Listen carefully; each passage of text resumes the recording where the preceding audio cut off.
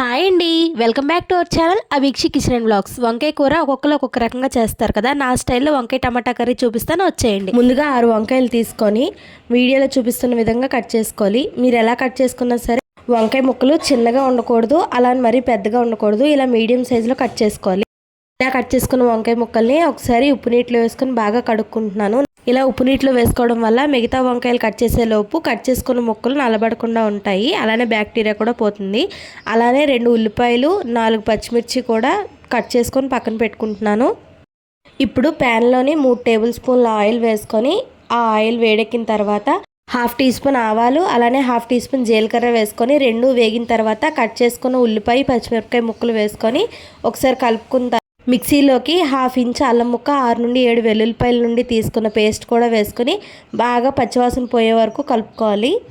వెల్లుల్లి పేస్ట్ పచ్చివాసన పోయిన తర్వాత 4 పండిన టమాటాలని ఇలాగ కట్ చేసుకొని ఆ ముక్కలు కూడా వేసుకోవాలి. ఒకసారి బాగా కలిపేసుకొని మూత పెట్టేసుకోవాలి. కాసేపటి తర్వాత మూత తీసి టమాటా ముక్కలు ఇలాగ స్కిన్ సెపరేట్ అయ్యింది అన్నప్పుడు అందులోనే ఇందాక కట్ చేసుకున్న వంకాయ ముక్కలన్నీ వేసుకొని అందులోనే ఉప్పు పసుపు కూడా వేసేసుకొని బాగా కలిపేసుకొని మళ్ళీ మూత పెట్టేసుకోవాలి. ఈ ప్రాసెస్ అంతా మీడియం ఫ్లేమ్లోనే జరగాలి. మధ్య మధ్యలో మూత తీసి ఇలా వంకాయ ముక్కల్ని కలుపుకుంటూ ఉండాలి. వాటర్ అంతా ఇంకిపోయి కూర అంతా ఇలా దగ్గరికి వచ్చింది అన్నప్పుడు 1 స్పూన్ ధనియాల పొడి అలానే 1 స్పూన్ కారం కూడా వేసుకొని ఒకసారి బాగా కలిపేసుకోవాలి. ఈ స్టేజ్లోనే ఉప్పు కారం అన్నీ సరిపోయో లేదో చూసుకొని ఫైనల్గా కరివేపాకు కొత్తిమీర వేసి దించేసుకుంటే మన వంకాయ టమాటా కర్రీ రెడీ అయిపోయినట్టే. మ్యాక్సిమం అందరికీ తెలిసిన కూరే, కాకపోతే ఒక్కొక్కరు ఒక్కొక్కలా చేస్తారు. వేసే పదార్థాలు ముందు వెనక అవ్వచ్చు, దానివల్ల టేస్ట్ మారుతుంది.